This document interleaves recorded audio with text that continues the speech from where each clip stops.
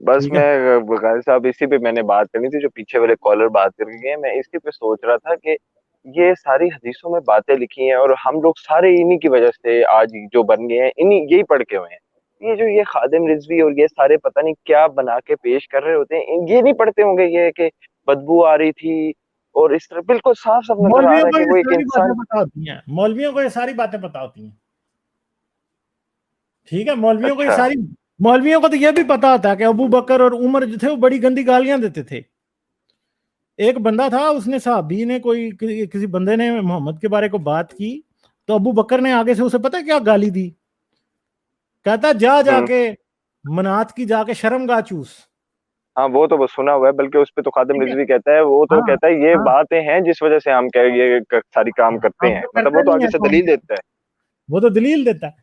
تو یہ صحابی تو بڑے گندی گالیاں دینے والے لوگ تھے، ان کو تمیز تو جیسے آج مسلمان گالیاں دیتے ہیں، عام کوئی چھوٹی سی بھی بات ہوتی ہے تو طارق جمیل کے جتنے فالوور ہیں، جس کے بھی مولوی کے فالوور ہیں، یہ خاتم رضوی کے فالوور، یہ کتنی گندی گالیاں دیتے ہیں. اور آسیہ مطلب بی بی انہیں کو یہ بھی دیکھیں نظر نہیں 25 آتا لاکھ کی کہ گالیاں دی وہ گئی.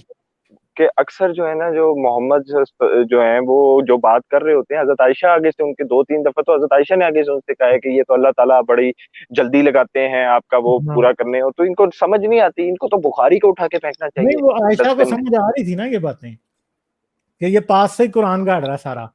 کہتی ہے کہ اللہ تعالیٰ کو آپ کی سیکس لائف کا بڑا خیال ہے، بڑی جلدی جلدی حدیثیں آ جاتی ہیں. ٹھیک ہے، خاص طور پہ جن دنوں وہ ماریا کتیبہ سے سیکس کر رہا تھا چھپ چھپ کے، جو حفصہ کی لونڈی تھی، کہ ماریا قبطیہ ہی تھی کہ کوئی اور تھی، جو اس کے بیٹے کا، جس سے اس کا بیٹا ابراہیم پیدا ہوا تھا، تو اس کے حق میں جو ہے آیت نازل ہو گئی تھی. پھر خاص دوسری جو زید کی بیوی تھی، اس کے بارے میں بھی آیت نازل ہو گئی تھی.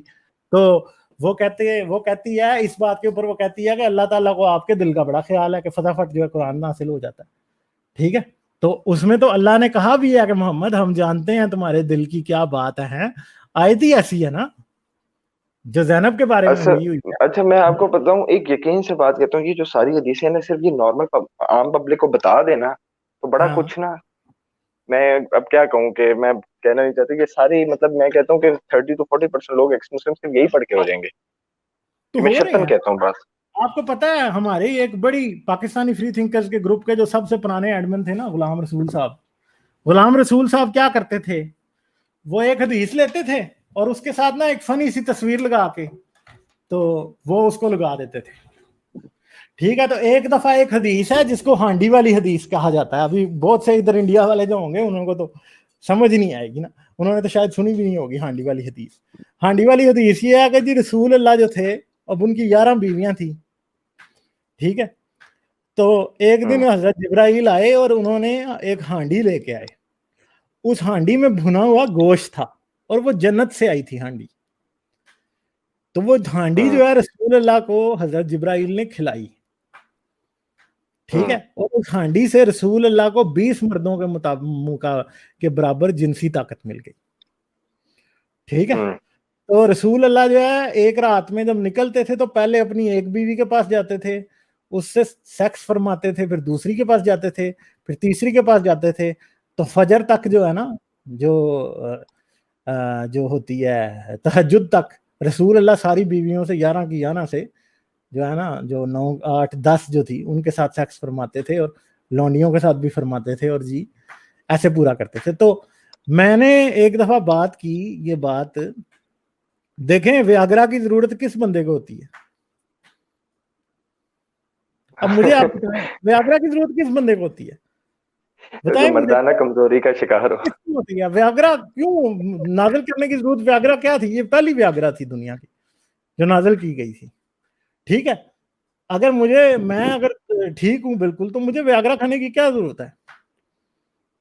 ہوں تو مسئلہ یہ ہے کہ somewhere there was an insecurity, جس کو ثابت کرنے کے لیے کیا کیا گیا، اس طرح کی حدیث گھڑی گئی، یا اس طرح کی حدیث واقعی اگر یہ واقعہ ہوا تھا یا نہیں. ویسے یہ حدیث صحیح ہے، ٹھیک ہے، یہ بخاری کی حدیث ہے. تو میں کوشش کروں گا کہ اس کے اوپر آ ہی گئی ہے ذہن میں تو ایک ویڈیو بنا دوں. تو ایک دفعہ کیا ہوا جی، کسی شخص نے پاکستانی فری تھنکر میں ایک ٹوٹے ہوئے سگریٹ کے ساتھ یہ حدیث لگا دی. ٹوٹے ہوئے سگریٹ کے ساتھ، یعنی جس کو ایک طرف سے آپ موڑ دیں، اس کے ساتھ یہ تصویر لگا دی تو نیچے مومنوں نے وہ گالیاں دی. ٹھیک ہے، تو مسئلہ یہ ہے کہ حدیث تو بخاری کو گالیاں دو نا سب سے پہلے، کہ جس نے یہ حدیث لکھی ہے. ٹھیک ہے، تو پرابلم یہ ہے کہ جو آدمی، ایک بات یاد رکھیے گا کہ کئی دفعہ آپ نے زندگی میں ایسے کئی بڈھے لوگ دیکھے ہوں گے کہ جو کیا کرتے ہیں کہ وہ لوگوں کو اپنے نا یہ بتاتے ہیں، وہ جی میں جوان ہوتا تھا تو میری سیکشل پرفارمنس ہے جی، یوں کہیں ہوتے ہیں اس طرح کے. وہ کیوں ایسے کر رہے ہوتے ہیں بیسیکلی؟ کیونکہ کرنٹلی وہ اپنی سیکشل پرفارمنس سے خوش نہیں ہوتے. ٹھیک ہے، تو انسان اپنی بہادری کے قصے وہاں سناتا ہے جہاں اس کو ڈر لگ رہا ہوتا ہے، جس کے اوپر اپنی بہادری کا روب ڈالنا ہوتا ہے نا، اور اصل میں آپ دلیر نہیں ہوتے، یہاں آپ ناکام ہوتے ہیں، وہاں پہ آپ یہ باتیں کرتے ہیں. تو رسول اللہ نے جب یہ حدیث یا یہ جو پورا قصہ سنایا اگر، تو بیسیکلی مجھے بتائیں کہ یہ کیا سچویشن تھی. اب ایک آدمی جس کی ایک 16 سال کی بیوی ہے اور وہ خود 60 سال کا ہے، تو کیا لوگ اس کو ہنس کے نہیں دیکھتے ہوں گے؟ So کیا کہہ سکتے ہیں. there were things نا.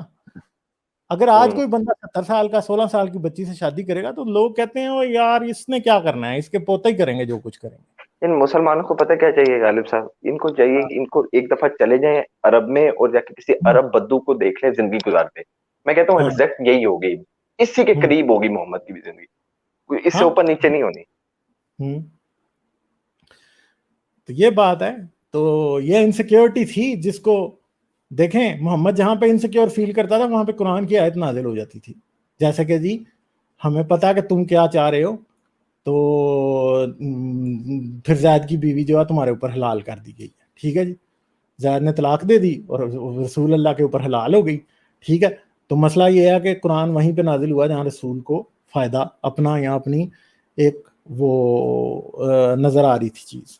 تو یہاں پہ بھی مجھے لگتا ہے کہ یہ ہانڈی والی بات بھی جو ہے شاید کسی ایسی بات کی وجہ سے ہی کی گئی تھی. ٹھیک ہے، سمجھ گئے. باقی غالب صاحب میں تو یہی کہتا ہوں کہ آپ نے ایک دفعہ بخاری کا بس کریں، آپ کوئی بات نہ کریں، آپ اٹھا کے بخاری کی یہ حدیثیں پڑھ دیں. میں کہتا ہوں آپ کا آدھے سے زیادہ کام یہی حدیثیں ہی کر دیں گی. چلیں اس بارے ہمارا میں بھی انہوں نے کیا تھا. آج کل حارث جو ہے نا وہ لگا ہوتا ہے بخاری کی حدیثیں میں، حارث نے شروع کی ہوئی ہے تو بڑا مزے کا ہوتا ہے وہ حارث کا. چلیں میں بھی دیکھتا ہوں کوئی اس طرح کی حدیثیں، تو بڑے عرصے سے ظاہری بات ہے کہ مجھے تو تقریباً ساری پتہ ہیں جو اس طرح کی فضول قسم کی حدیثیں ہیں. تو اگر میں شروع کر دوں تو واقعی کیا یار، آپ کا آدھے سے زیادہ کام ہو جانا ہے، میں آپ کو یقیناً کہہ رہا ہوں. ایگزیکٹلی یہ بات ہے.